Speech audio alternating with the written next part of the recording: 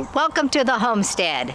Here we are on a lovely Friday afternoon preparing for the weekend, and we've got some work ahead of us. We have had some challenges that we've had to overcome over the last couple of weeks. Doctor's appointments have not been positive, so we've got a little health issues going on. With me, it's high cholesterol and on the border of diabetes. So I've had to change my diet and also go on cholesterol medicine in order to prevent something bad from happening. But what really threw me off was last time we were here, I cleared a section getting ready for the cottage build. And lo and behold, I was introduced later that night into the next day to something called chiggers. I did not know anything about these things, chiggers. They're teeny weeny little microscopic bugs that bite the crap out of you. And I'm telling you, they bite hard. I counted 56 bites that I could find for myself on the lower half of my body, mostly around my ankles and around my back of my knees. And I'm just telling you, the welts were huge. They itched like a mad dog. I mean, I have never felt anything like that in my life. Today, 5 days later, those welts are still there. The red spots, they don't itch as bad, but oh my gosh, this is not good. So I do itch really bad when I get bit by mosquitoes. So I do carry with me a lot of off and things with DEET in them. And so unfortunately, I used to just do it, and I say used to, just do it in the evenings to make sure that I didn't get bit by mosquitoes. But now it looks like if we're gonna hit this wilderness and all this grassy area here this spring and summer, then I'm gonna have to have this DEET around my boots, my socks, my pants, and we're gonna have to do something different to make sure that I do not get eaten alive by these again. Luckily, Lee was doing another project, so he was not bit like I was bit. He did get a couple of little bites on his ankles, but nothing like I got. And so we're gonna have to watch for that. Also this last week, Lee had to have some skin cancer removed. It's a second cutting, I guess you would say. The first time they took about a nickel size, and they said he had to come back because it was a carcinogenic. I think that, I don't know if that's how you say it, but it is one that can spread if they don't take it all. So he ends up with a 3-inch big, huge, gigantic cut.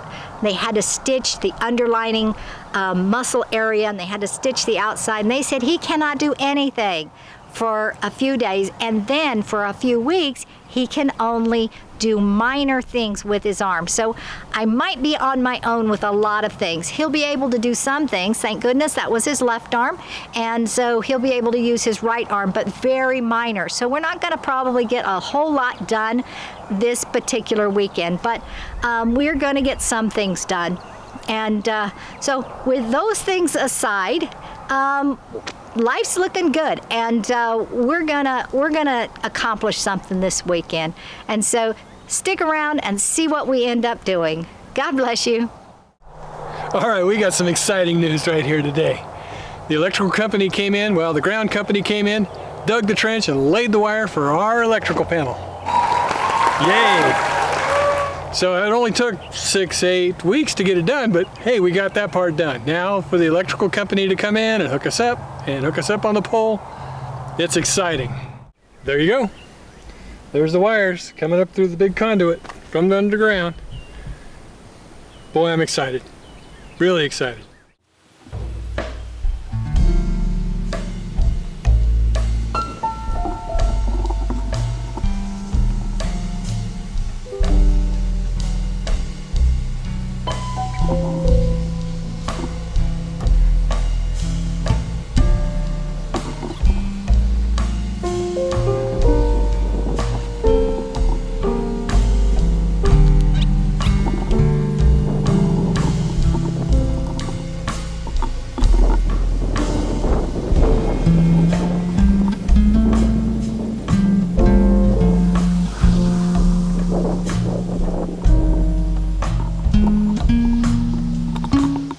Okay, I mentioned to you about those chiggers, right? And how they're microscopic, you can't see them.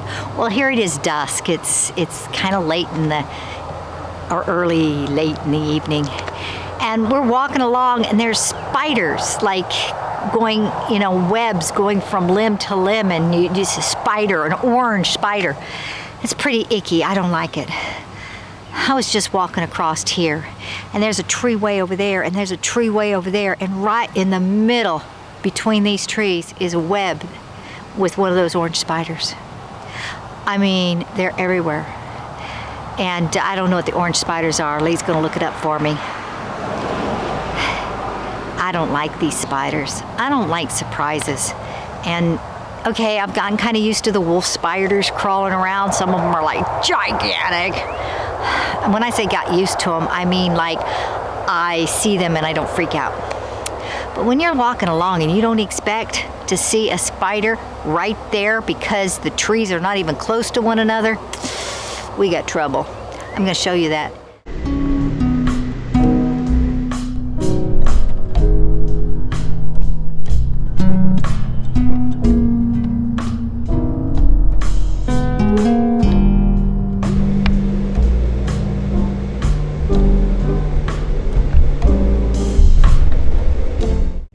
We are on the road, and we are actually at Cooper Lake, and we are kind of investigating to see what kind of lake Cooper Lake is. And so far we're quite pleased with what we've seen. We've seen camping cabins, camping shelters, we've seen RV spots with 50 amp and awnings over their picnic table, and now we're at a day use spot that doesn't seem to be in use.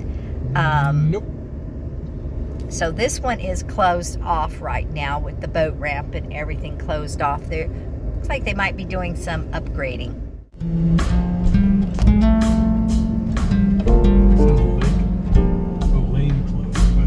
Yep. Not as popular. No.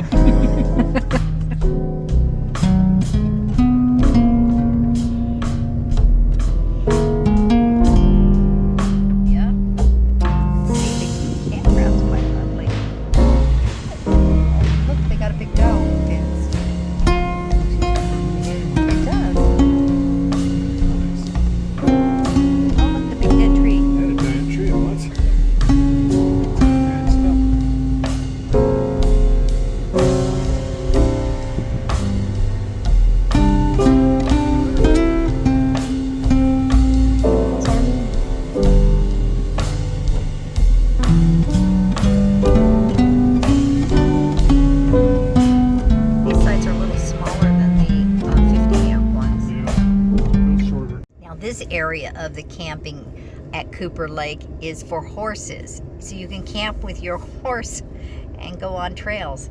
It's kind of a weird little thing, but hey, it's country living, I guess. It's Texas. Camp with your horse. This is no different than camping with your dog.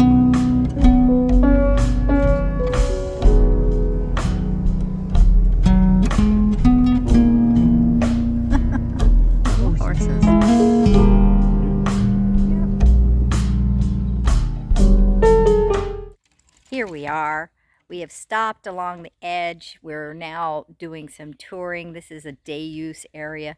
Very foresty looking, very surprising. I didn't know Texas had such areas. I'm sure that I don't know a lot about Texas, but when you think of Texas, you don't think of foresty tree areas. But we are up in the eastern part of Texas, so anyhow. I say there's water moccasins here and copperheads, which I don't want to see either of them.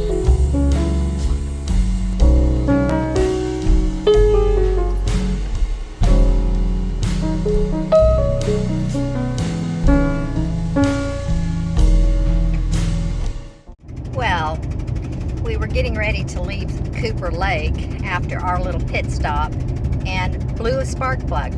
So now we're driving back to our property and talking. Oh my goodness. Before we left the property, by the way, we found out that the car has a dead battery. So we got a dead battery in one vehicle and we've got a spark plug that's blown in another vehicle. We're batting 1,000 here. So the noise, the bad thing is here's the spark plug. But I didn't have to unscrew it to get it out. I doubt that it unthreaded itself and popped out, but could be. So I have a new one. I'm going to put it in, or try, and see what happens.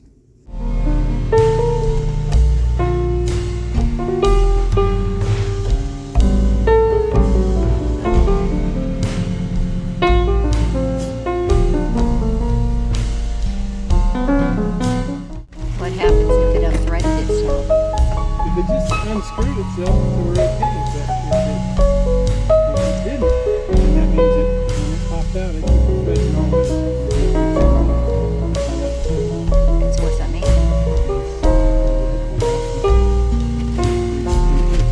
But it seems to snug up,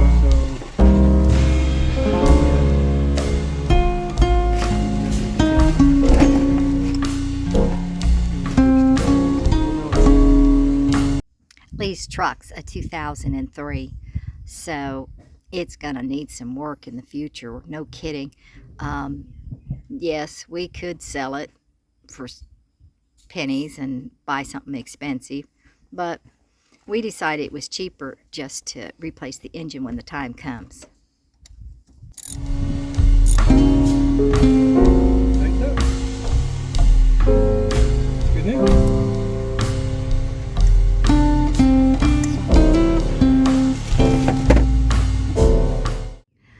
Clearly we've had issues like this in the past because that's why we've got spare spark plugs laying around. And so everything's worked out in the past. We just replaced the spark plugs here and there. And so got my fingers crossed that everything's going to be fine when he starts this engine.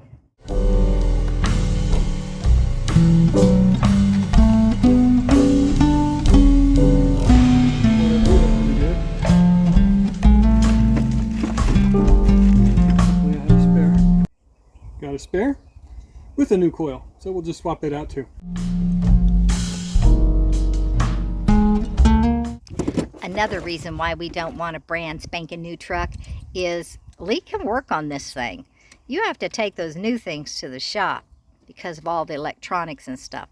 Although this does have some electronics, Lee's still able to do the work.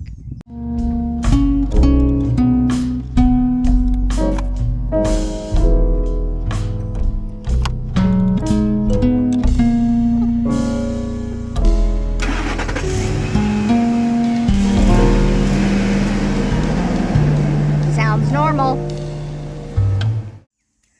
Thank you, Lord, for letting that be the easiest one to get to. Yay.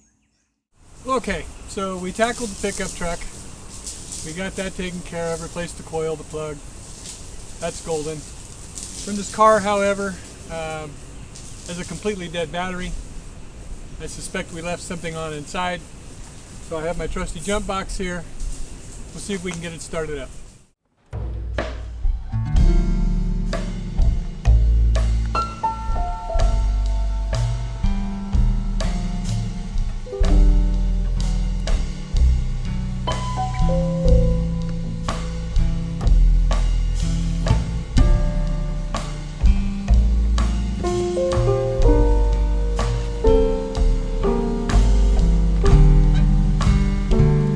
As I thought, I left the dome light on inside, so after a couple of weeks of sitting here, yeah, I killed it. But once again, thank you, Lord, for making things easy. Okay, do you remember last week when I was clearing all that area and I said in the video that I was going to get the Torgon and go around all the little trees that I cut? Well, I did do that. And my heart is breaking today because I am killing the trees we wanted to keep. Apparently some of those trunks were connected to some of the others, or the roots were connected to some of the other, the good trees. The trees we cut down, they must have been connected in some way under the ground, because let me show you, I'm killing the trees. Now what are we gonna do?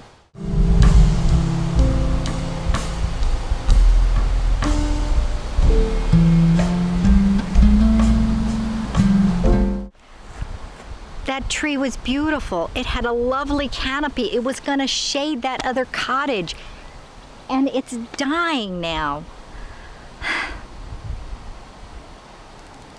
We're gonna have to bring it down. We can't bring it down once the cottage is there. This is a setback. We're gonna have to plant trees, fast-growing trees. Trees that don't grow on the surface. The roots don't grow on the surface, but grow deep. Oh, darn it all. Darn it all.